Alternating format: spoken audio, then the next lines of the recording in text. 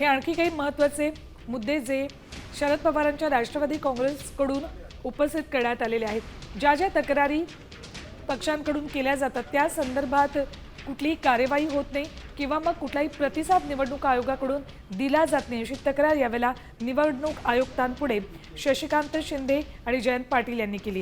तर काही वेळापूर्वीच राज ठाकरे यांनीही मुद्दे उपस्थित केले होते। अनेक घरं अशी आहेत जी अस्तित्वातच नाहीयेत मात्र तिथे मतदार आहेत असा मुद्दा जयंत पाटील यांनी उपस्थित केलेला आहे। दुबार मतदारांसाठी एखादं सॉफ्टवेअर वापरावं अशी सूचना सुद्धा त्यांनी केली आहे। दुबार मतदारांसाठी सॉफ्टवेअर तयार करावं आणि ते वापरलं जावं। शिवाय अनेक घरं अशी आहेत की जिथे कुणी राहत नाही मात्र तरीही त्या घरांच्या नावावर अनेक मतदार अजूनही या याद्यांमध्ये दिसतात। दुबार मतदारांसाठी सुद्धा एक सॉफ्टवेअर वापरावं असा मुद्दाही जयंत पाटील यांनी उपस्थित केलाय।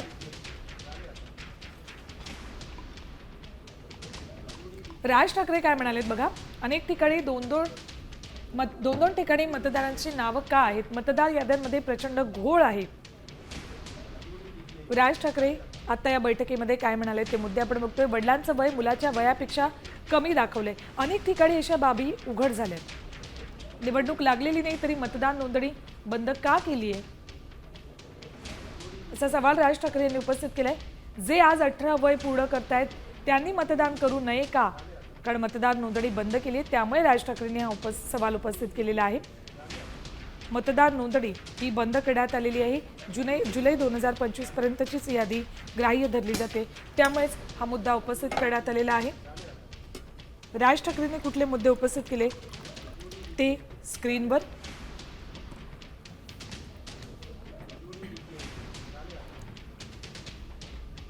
सुरुवातीला राज ठाकरे यांनी काही महत्त्वाचे मुद्दे उपस्थित केले तर दुसरीकडे निवडणूक आयोगानं या सगळ्या प्रश्नांना उत्तर देत असताना जे दुबार मतदार असतील त्यांना ते कुठे मतदान करणार आहेत हे विचारलं जाईल असं निवडणूक आयोगाकडून सांगण्यात आलंय।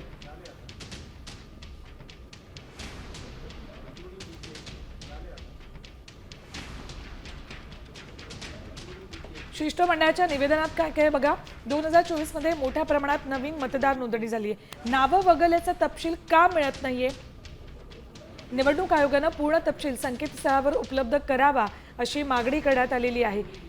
नवीन यादी प्रसिद्ध का झालेली नाही असा सवालही शिष्टमंडळाच्या निवेदनात उपस्थित करण्यात आलाय। यादी लपवली जाते का आणि जर लपवली जात असेल तर ती लपवण्यामागे काही राजकीय छुपा हेतू आहे का असा सवाल उपस्थित केला। निवडणूक आयोगानंच स्वायत्तता दाखवली नाही तर मग ही स्वायत्तता कोण दाखवणार असा सवाल शिष्टमंडळाच्या या निवेदनात उपस्थित करण्यात आलाय। 2024 मध्ये मोठ्या प्रमाणात घोळ झालेला आहे, नावं वगळण्यात आली मग ती नावं वगळली ती निवडणूक आयोगाच्या संकेतस्थळावर का दिसत नाही असा सवाल उपस्थित होतोय।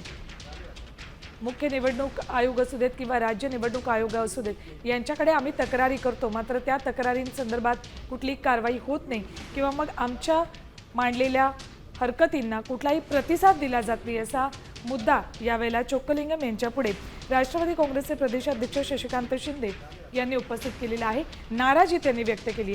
आमच्याकडे पुरावे आहेत अशी माहिती यावेळेला जयंत पाटील यांनी दिली। हे पुरावे सुद्धा आता चोक्कलिंगम यांच्या पुढे सादर केले जातील आणि त्यानंतर राज्य निवडणूक आयोग यावर काही कारवाई करतंय का, या प्रश्नांना उत्तरं देतंय का याकडे सुद्धा लक्ष असेल। तर आयोगाकडून पत्रच न मिळाल्याची माहिती जयंत पाटील यांनी दिली। आमच्याकडे पुरावे आहेत असं जयंत पाटील यांनी माहिती आता चोक्कलिंगम यांना दिली। हरकती आम्ही घेतो त्याला तुमच्याकडून प्रतिसाद मिळत नाही असं शशिकांत शिंदे यांनी म्हटलेलं आहे। दिल्लीतच नाही तर राज्यात सुद्धा आम्ही पत्रव्यवहार केलाय मात्र त्याला कुठलाही प्रतिसाद मिळत नाही, तर आयोगाकडून पत्रच मिळालं नाही असा मुद्दा आता मांडण्यात आलेला आहे। अनेक घरं अशी आहेत जिथे कुठे अस्तित्वात नाही मात्र तिथे मतदार आहे असं जयंत पाटील यांनी म्हटलेलं आहे। तर दुबार मतदारांसाठी एखादं सॉफ्टवेअर वापरावं अशी सूचना जयंत पाटील यांनी केली। सर्वपक्षीय शिष्टमंडळानं आयोगाला जे निवेदन दिलंय त्या निवेदनातले हे सगळे मुद्दे आपण बघतोय। राज ठाकरे यांनी मतदार याद्यांमध्ये प्रचंड घोळ असल्याचा मुद्दा मांडलाय। वडिलांचं वय मुलाच्या वयापेक्षा कमी दाखवण्यात आलेले अनेक ठिकाणी तो मुद्दा सुद्धा त्यांनी म्हटलाय। तर याद्या दुरुस्त करून फेअर मतदान घ्या असं जयंत पाटील म्हणाले। आम्ही तुम्हाला पुरावे काही दिवसात देतो असंही जयंत पाटील यांनी चोकलिंगम यांना सांगितले। राज्यांची जबाबदारी आपली आहे असं जयंत पाटील म्हणाले। खोटे मतदार हे लाखांच्या घरात असल्याचा गंभीर मुद्दा जयंत पाटील यांनी यावेळेला उपस्थित केलाय।